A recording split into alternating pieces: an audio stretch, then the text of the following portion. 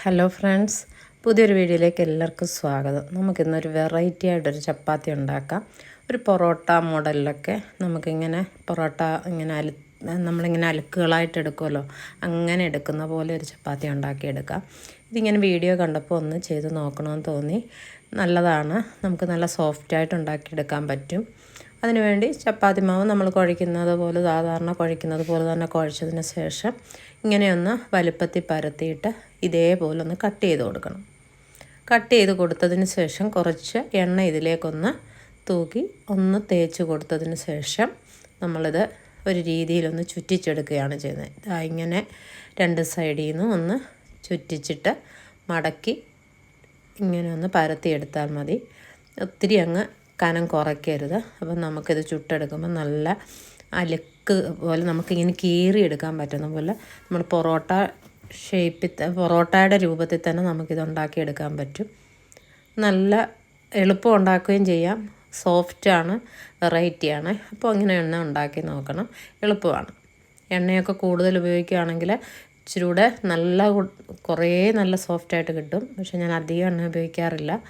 അതുകൊണ്ട് ഇതേപോലെ ഒന്ന് ചുറ്റിച്ച് രണ്ട് സൈഡിൽ നിന്നും അത് ചുറ്റുന്നതിനൊരു ഇതുണ്ട്.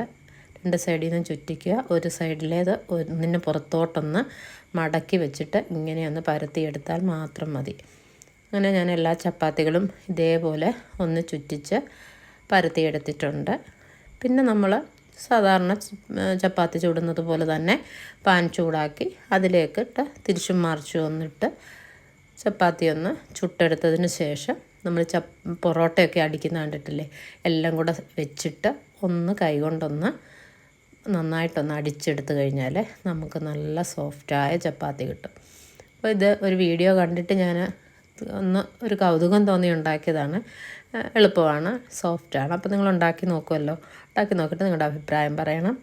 ഇഷ്ടപ്പെട്ടെങ്കിൽ ലൈക്ക് ചെയ്യണം, ഷെയർ ചെയ്യണം, സബ്സ്ക്രൈബ് ചെയ്യണം. കൂട്ടത്തിൽ ആ ബെല്ലൈക്കണും കൂടി ഒന്ന് അമർത്തി ഓളെന്നുള്ള ബട്ടൺ കൂടി ഒന്ന് പ്രസ് ചെയ്താൽ മാത്രമേ ഞാനിടുന്ന പുതിയ വീഡിയോസൊക്കെ നിങ്ങൾക്ക് കാണാൻ പറ്റത്തുള്ളൂ.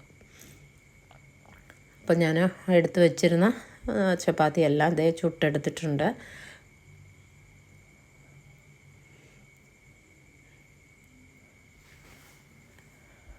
പിന്നെ ഈ സമയം നമുക്ക് എണ്ണ വേണേൽ കുറച്ചുകൂടിയൊക്കെ ചേർത്ത് കൊടുക്കാവുന്നതാണ്.